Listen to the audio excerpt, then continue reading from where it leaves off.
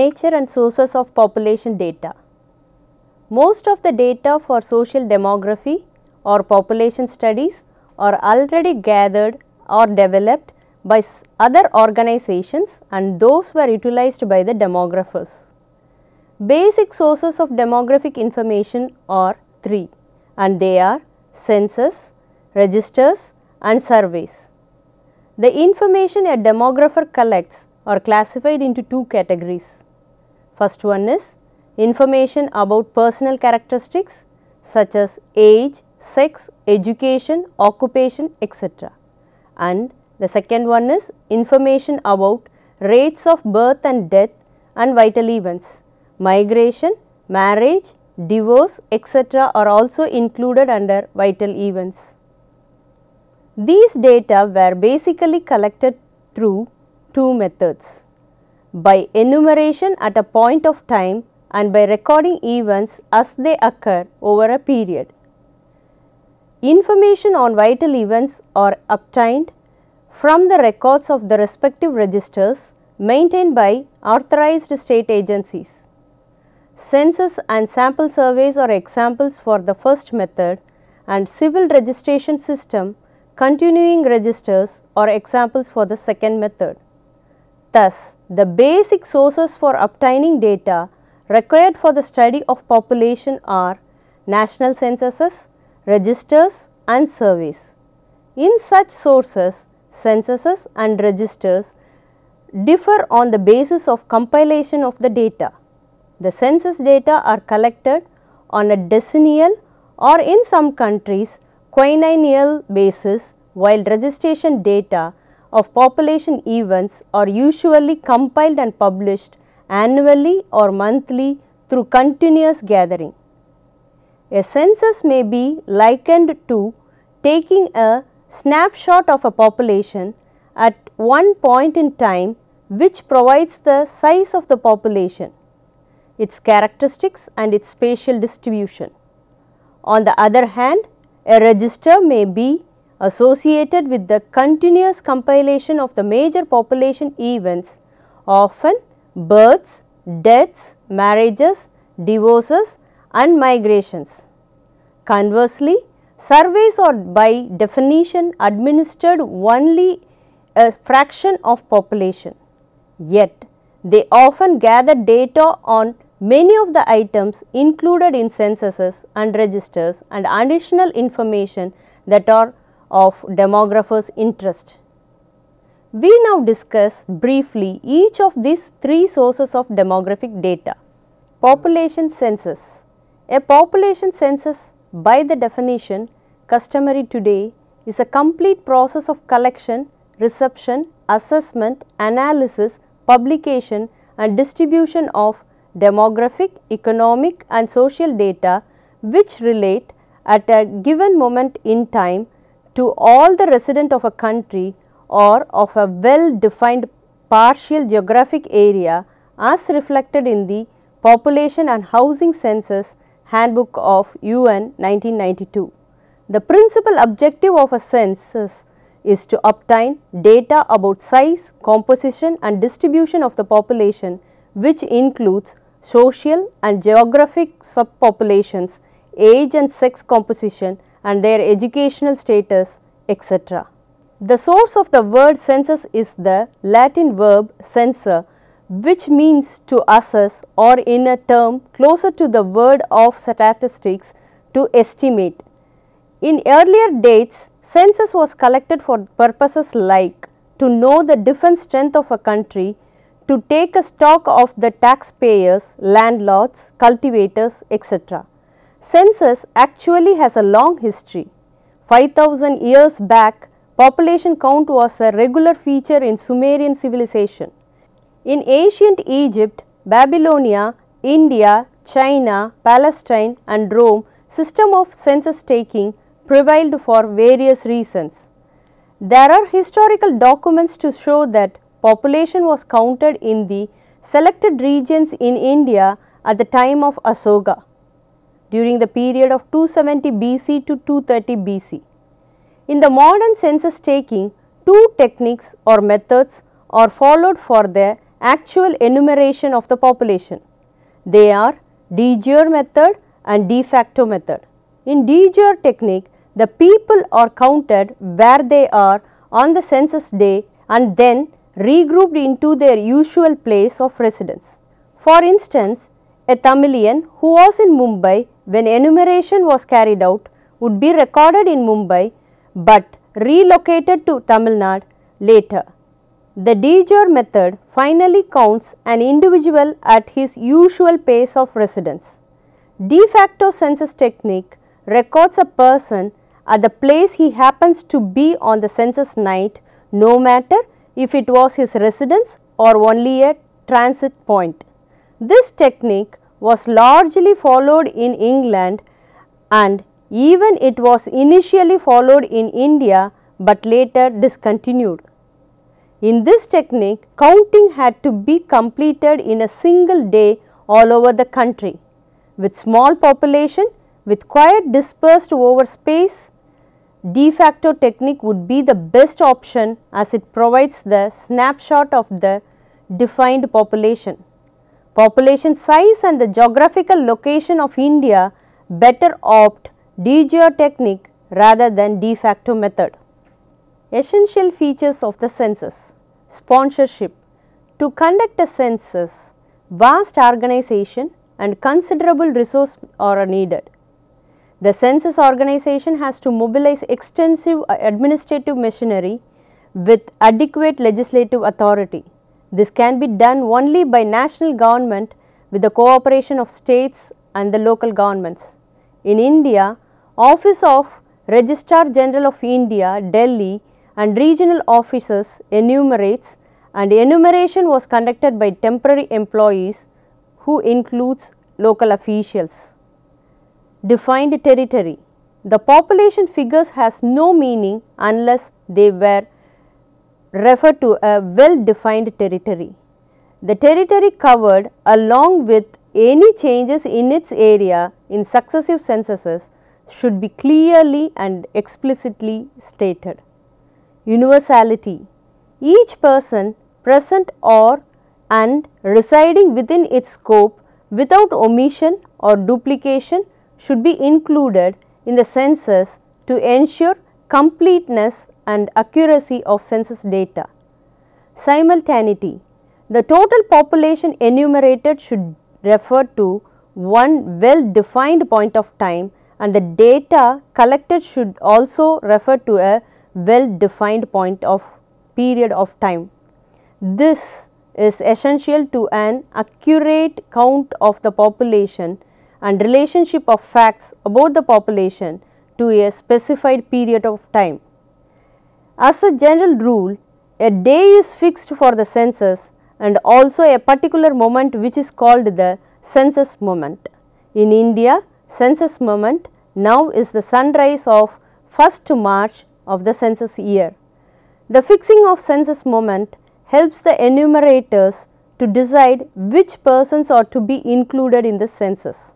The persons born after the census moment or the persons dying before the census moment are to be excluded from the census. Some of the characteristics of the population like age, marital status, occupation, literacy and birthplace etc. are referred to a period of time usually from 10th February to 28th February of the census year to ensure simultaneity. Defined periodicity. Census should be taken at regular intervals so that comparable information is made available in a fixed sequence. A series of census makes it possible to apprise the past, accurately describe the present and estimate the future. Individual units. Census data must be collected separately for each individual so that detailed classifications may be provided in all the required combinations. A procedure of group enumeration is not a census in the strict sense of the term because recording of aggregated or summarized information on the characteristics of a group of persons usually preludes the cross tabulation of data on several characteristics. Compilation and publications. No census is complete unless the data collected or compiled and published by geographic areas and by basic demographic variables. The unpublished data, if of no use to the potential users of the census data. That is why the census should be limited to very important items which can be tabulated and published in time. International simultaneity. The census of any country is of greater value nationally, regionally and internationally if it can be compared with the census of other countries, which are taken at approximately the same time. Censuses in most countries of the world are conducted in years ending in 0 or 1. In India, the decennial census are conducted in years ending in 1. International comparability is thus maintained. The Indian census accompanies all the above features we have discussed. Utility of census.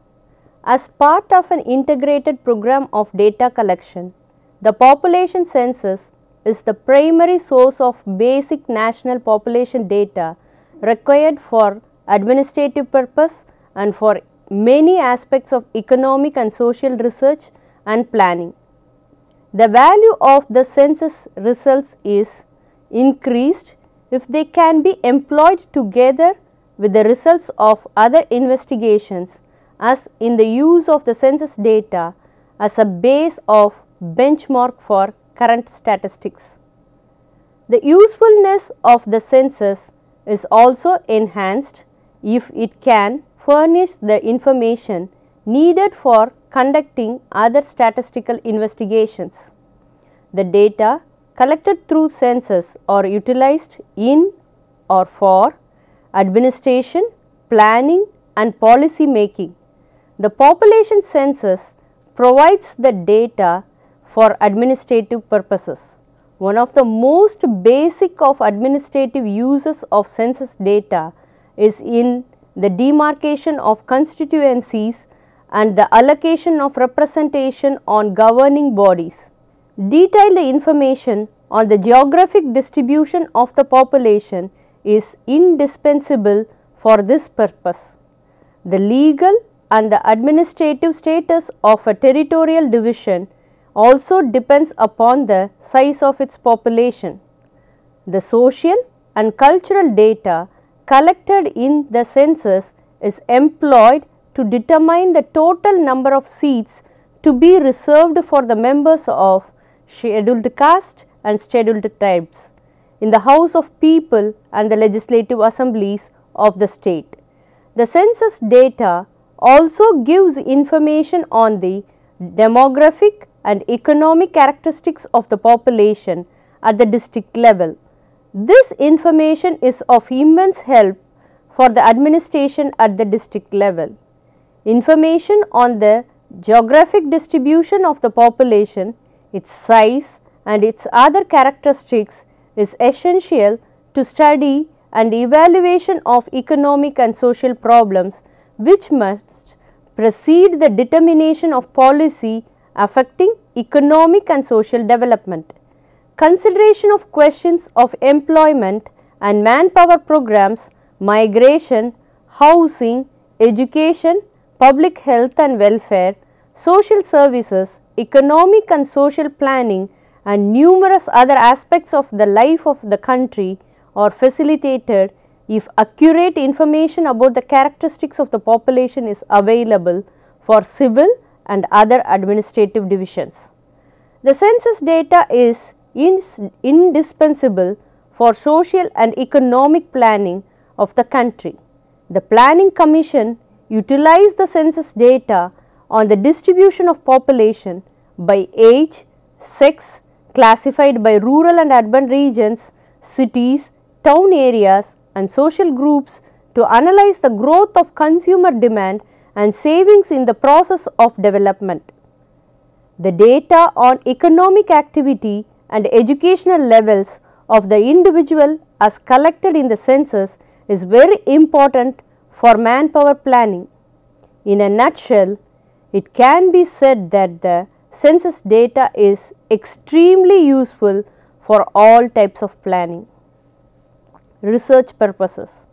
The population census provides indispensable data for scientific analysis and appraisal of the composition, distribution, past and prospective growth of population, the changing patterns of the urban-rural concentration, the development of urbanized areas and the geographic distribution of population according to occupation and education, the sex and age structure of population, social and economic characteristics of population, or the questions of scientific interest which are of importance both to research and practical problems of industrial and commercial growth and management.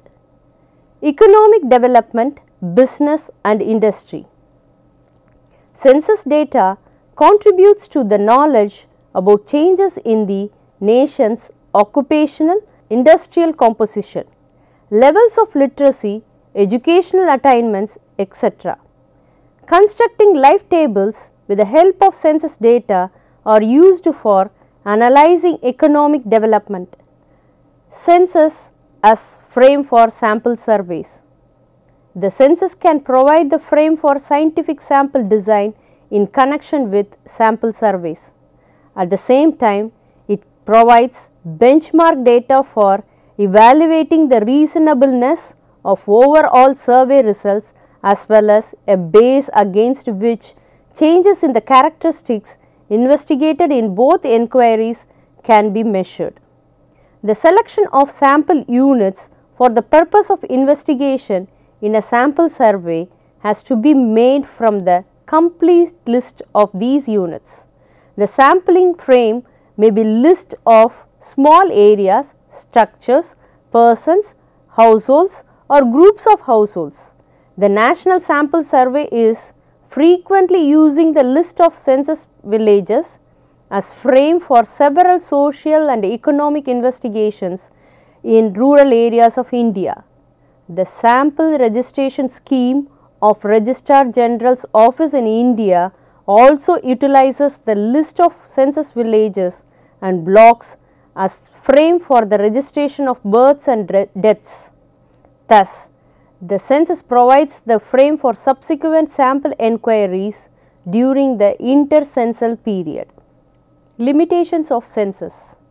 There are chances of having problems in census operation. Errors may creep in census data due to the following shortcomings at the data collection stage. The questionnaire used in the performance for collection of information may be interpreted differently by different enumerators. There is shortage of trained manpower to collect and process the information. Census field work is extremely tedious. Dishonest field workers manipulate figures to give wrong results. Many people do not give correct information due to failure on the part of investigator to establish proper rapport with them. Age is often recorded in multiples of 5 years. The importance of recording actual age is not understood by the investigators. Since the census is a costly exercise in terms of man, money and materials, all efforts should be made to minimize the above errors. Now we can see steps involved in taking a national census. Indian Population Census organization with its tentacles spread throughout the country is considered as the largest administrative network in the world. In order to ensure full utility of the population count, Indian census attempts to collect information on various socio-economic characteristics of the entire population. The population census is one of the most extensive and complicated statistical operations which needs careful planning to avoid defects and inefficiencies. Careful planning of census is vital to the successful operation of census. The census operation can broadly be divided into the following sequential phases. First one is preparatory work, enumeration, data processing, evaluation of results, analysis of results, dissemination of results, and the last one is systematic recording of the census experience. Now we can see vital statistics. Vital statistics are statistics on live births, deaths, fetal deaths, marriages and divorces. The most common way of collecting information on these events is through civil registration, an administrative system used by governments to record vital events which occur in their populations. Efforts to improve the quality of vital statistics will therefore be closely related to the development of civil registration system in countries.